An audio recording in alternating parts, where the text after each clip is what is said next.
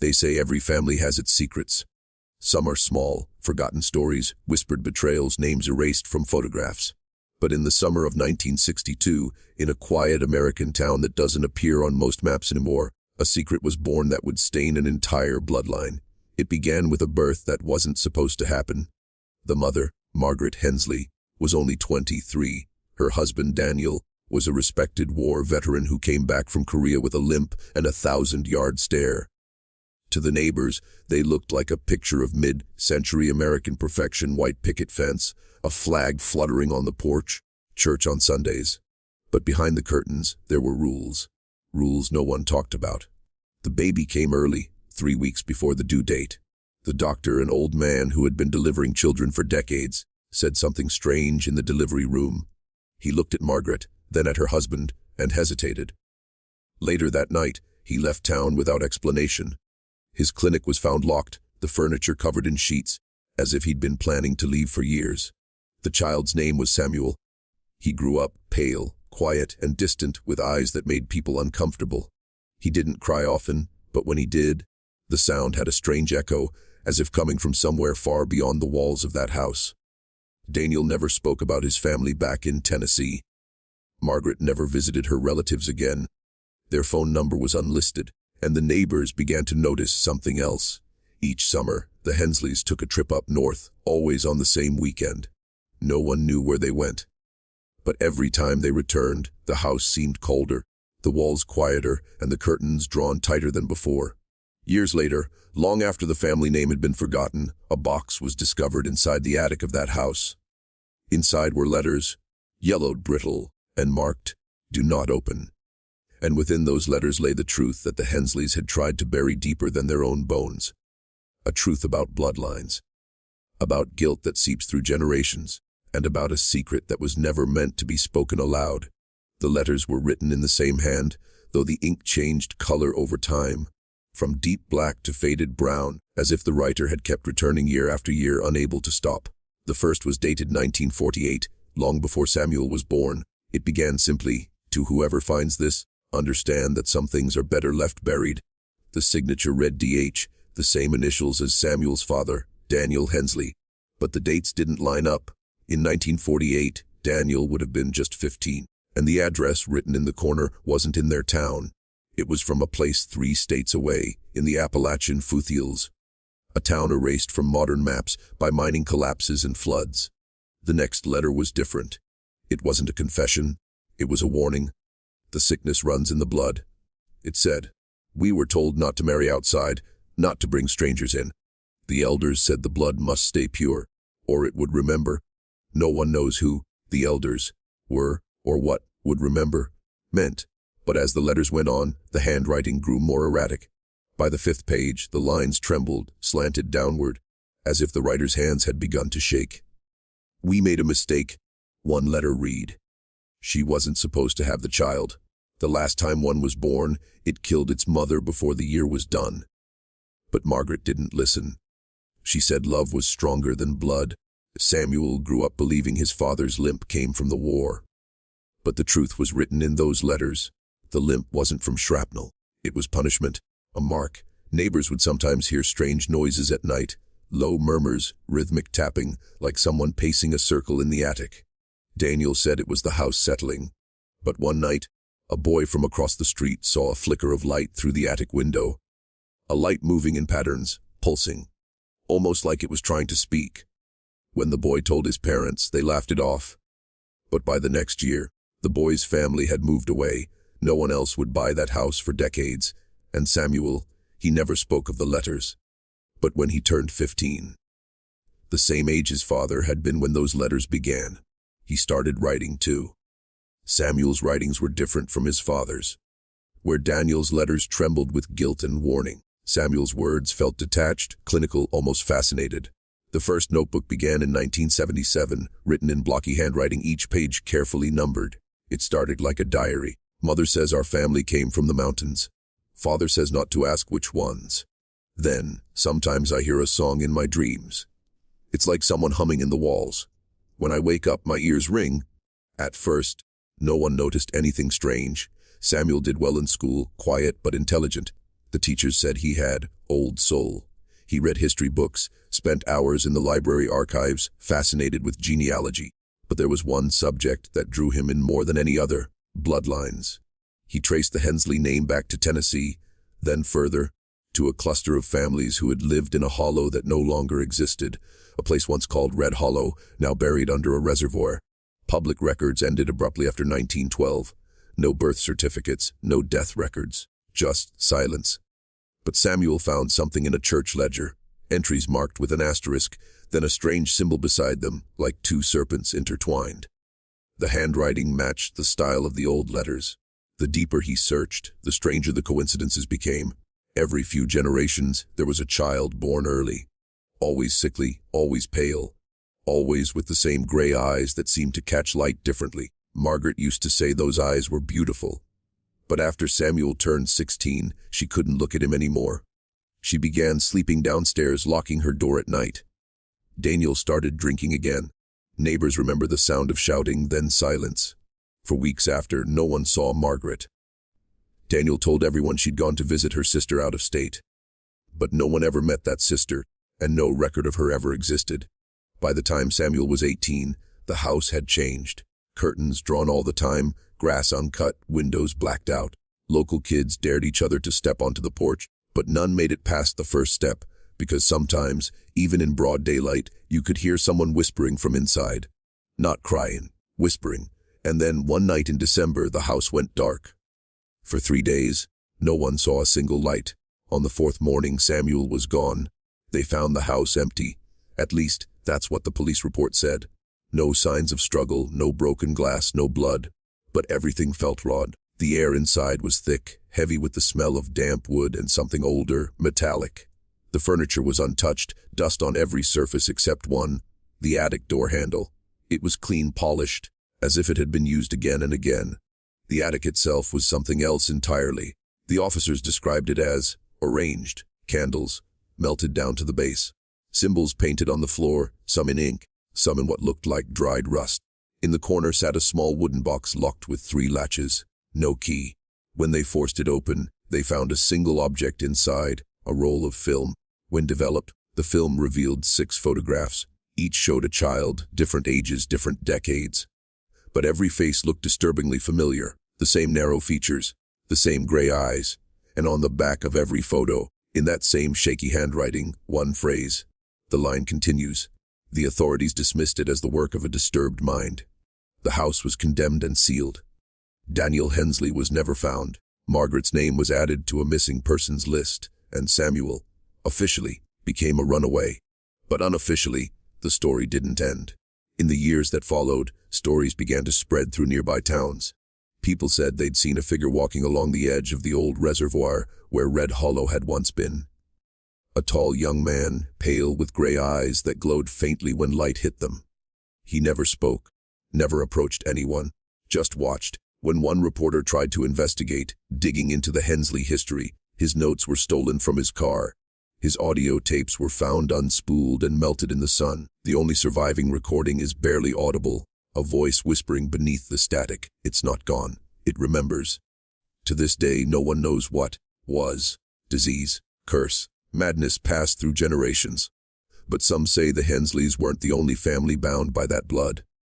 That in certain counties across Appalachia, there are still families who don't marry outsiders, who keep old symbols carved into their barns, who bury their dead in unmarked graves because names, they believe, make it easier for the blood to find you again. And somewhere out there, the line continues. By the 1990s, the Hensley name had become more of a ghost story than a family. Teenagers told tales about the gray-eyed boy who wandered the reservoir shore, waiting for someone with his blood to call him home. Most people laughed it off, but there were a few who didn't. One of them was a woman named Elaine Porter, a local genealogist who had spent years documenting forgotten Appalachian families. She stumbled onto the Hensley story by accident, tracing a missing branch of a neighboring family. What she found made her stop sleeping. Elaine discovered that the Hensleys weren't just another mountain family. They were part of something older. Their ancestors weren't from Tennessee originally. They came from the Carolinas in the early 1800s, part of a migration led by a preacher named Silas Hensley.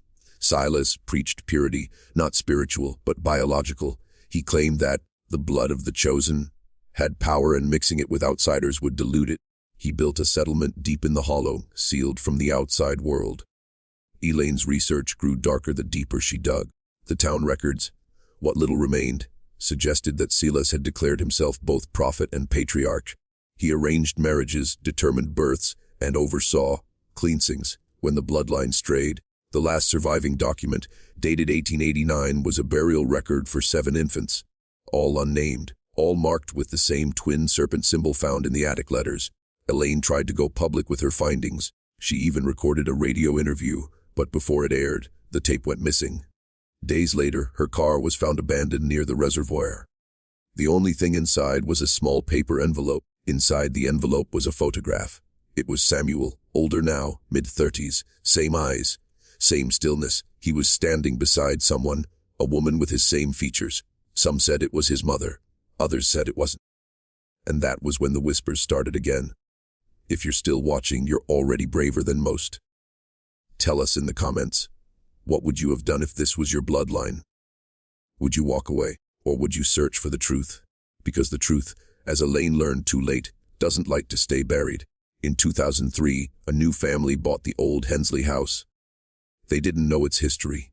Most of the town's archives had been lost in a fire years earlier. The couple, the Marshalls, had 2 young children and thought they'd found a bargain, a large property at the edge of town, surrounded by trees and quiet fields. But from the first night, they knew something was wrong. It started with sound, soft footsteps in the attic above their bedroom, even though the only way up had been nailed shut by the previous owners. Then came the smell, iron, wet soil, and something faintly sweet, like rotting fruit. Mr. Marshall tried to blame it on old pipes, but no one could explain how it always returned. Strongest at exactly 3:17 a.m., their daughter Emily began waking up with drawings in her notebook, spirals, circles, and eventually the twin serpents. When asked where she'd seen it, she said a man with silver eyes taught her. Mrs. Marshall called the police once, saying she'd seen someone standing in the field behind the house at dawn. The man didn't move, just stared. By the time the officer arrived, he was gone. The only thing they found were footprints in the dew, leading nowhere. It wasn't until the family started renovating the basement that the truth resurfaced. Literally, beneath a layer of cement, they found an old wooden hatch. Inside was a narrow crawl space, lined with wooden boxes wrapped in cloth. Inside each box were old family relics, lockets, photographs, letters, and in the center, a cracked mirror with an inscription carved into its frame. The blood sees itself. When the Marshalls moved out just weeks later, they left everything behind. The furniture, the boxes, even their clothes. The house remains empty to this day. Locals say sometimes you can see candlelight flickering through the attic window again, just like in 1962. A paranormal investigator later tried to spend a night there. His video feed cut out after 23 minutes. The last frame caught him staring into that cracked mirror, whispering something no one could understand. When enhanced, the audio revealed 2 words, repeated over and over in a low, rhythmic voice. I remember. The house has been sealed again, but that doesn't matter. Because whatever was bound to the Hensley blood didn't die there. It moved on. Years passed. The Hensley property rotted beneath vines and moss, a skeleton of its former self. But then, almost exactly 60 years after Samuel's birth, a woman in Boston took a DNA test.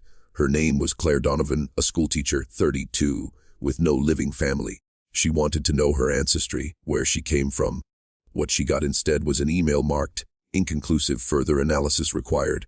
A week later, the company contacted her directly. Unusual, she thought, for something so routine. The representative on the phone sounded nervous, even apologetic. He said her results had matched a restricted genealogical profile. When she pressed him, he said only, "You're connected to a family line we're not allowed to disclose." That night, Claire couldn't sleep. She went back through her old family photos. Her mother had always been quiet about their origins, saying only that her grandparents came from somewhere near the Smokies. But the faces, pale, gray-eyed, always a little too similar, now seemed different, familiar in a way that chilled her. When she requested her full report through a data leak site, she found the match listed under an archived family name, Hensley. From that moment, things began to unravel. Her mirrors started fogging on their own. She'd wake up to find words traced faintly in the condensation. Remember, her cat refused to stay in the apartment, and every night at 3:17 a.m., her phone camera turned on by itself. Claire began researching. She found the old newspaper articles, the police report, the missing persons cases. She found the name Samuel Hensley and a single grainy photograph from 1981. The man's face was long, pale, emotionless, but his eyes looked exactly like hers. When she told a friend about it, he joked that she'd found her haunted relatives. But a week later, that same friend stopped answering calls. His apartment was left unlocked. Inside, the only thing missing was a framed photo of Claire from her living room shelf. Some secrets wait for you to dig them up. Others dig their way to you. And now it seemed the Hensley bloodline had found her. Claire's decline was slow, like a candle burning out in silence. At first, she told herself it was stress, hallucinations, the byproduct of too many late nights chasing ghosts online. But denial only lasts so long when the evidence follows you everywhere. Her laptop began showing files she hadn't downloaded, folders labeled with dates she didn't remember. Inside were images of places she'd never been. The reservoir, the old Hensley house, a dirt road cutting through fog.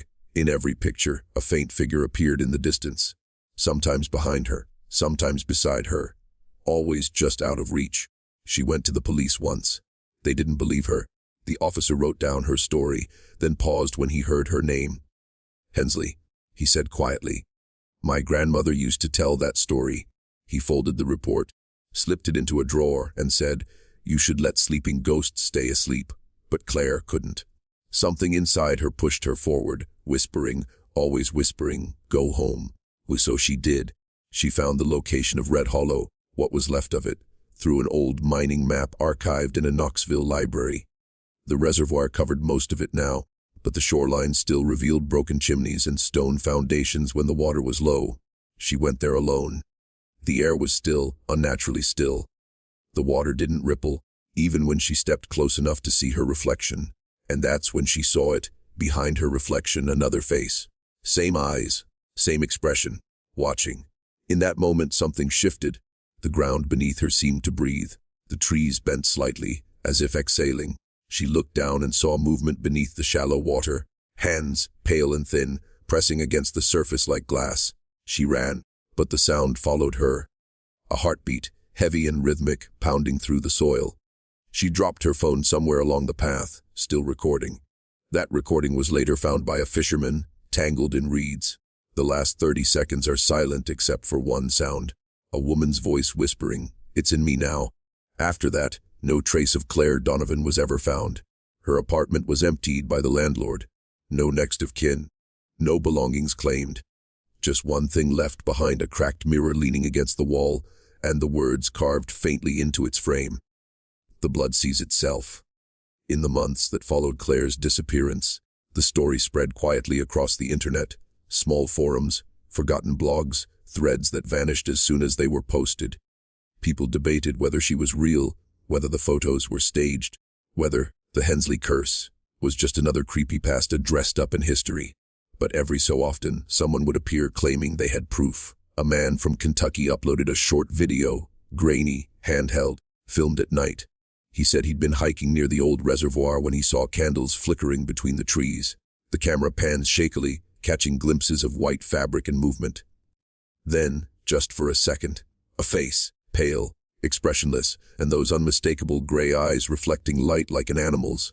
The video was removed within an hour, his account deleted, but copies spread. The audio, when slowed down, revealed faint chanting under the wind. A single phrase repeated again and again, "Keep it pure." That phrase appeared elsewhere too, spray painted on abandoned barns, carved into tree trunks, written in chalk on underpasses near the state border. It became a kind of calling card for something people didn't fully understand. Some began connecting disappearances to the legend. A missing camper here, a journalist there. No bodies ever found, only empty tents, cold fires, and sometimes a cracked mirror left behind. By 2015, local authorities stopped responding to reports in that area altogether. Officially, it was due to unstable ground conditions near the reservoir. Unofficially, no one wanted to go there. The last search team reported hearing voices across the water, calling their names in familiar tones. When they returned to the shore, one member was missing. A year later, hikers found a small leather-bound notebook near the same location. The first page was blank except for a name, C. Donovan. The rest was filled with sketches, family trees, maps, symbols. The final page had a note written in rushed, uneven handwriting. It doesn't end with me. It never ends. The blood remembers. And beneath those words, drawn in smudged pencil, were two serpents coiled around each other, just like in the letters found in 1962. Maybe the Hensley story was never a curse. Maybe it was something older, a memory wearing human faces, and every few generations it wakes up, searching for its reflection in whoever's left. They say time buries everything, the crimes, the shame, the blood. But the truth is time doesn't bury, it preserves. Every secret, every sin, folded neatly into the soil, waiting for the next curious hand to dig deep enough to touch it. And now, the name Hensley has resurfaced once again. Not through gossip, not through rumor, but through data. Genealogy databases, family mapping apps, DNA kits. People across the country are connecting themselves to a past they don't understand. Some of those connections, a handful of them, trace back to the same hollow, the same families, the same blood. And some of those people, quietly, without making the news, have already gone missing. A tech worker in Denver, a nurse in Ohio, a college student in North Carolina, all three shared distant genetic markers from Appalachian line 7AN. All three had sent off DNA kits between 2021 and 2023. Their profiles were quietly removed from the company's system within months. When one journalist tried to ask about the anomaly, the company responded with a single sentence. Those accounts are not part of our active database. But somewhere, in private research networks, the data remains. Patterns of inheritance, frequencies of genetic mutation, traits, pale eyes, low melanin, high kinship ratios. It's all there. The bloodline didn't die. It adapted. It learned to hide. And that's the most chilling part. Because if the blood remembers, it doesn't just wait in places. It waits in people.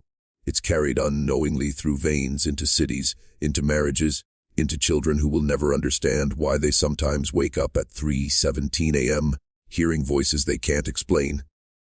Maybe they'll see flashes in mirrors that weren't there before. Maybe they'll hear humming in old houses, the same rhythm echoing through generations. And maybe, just maybe, one of them will stumble across this story.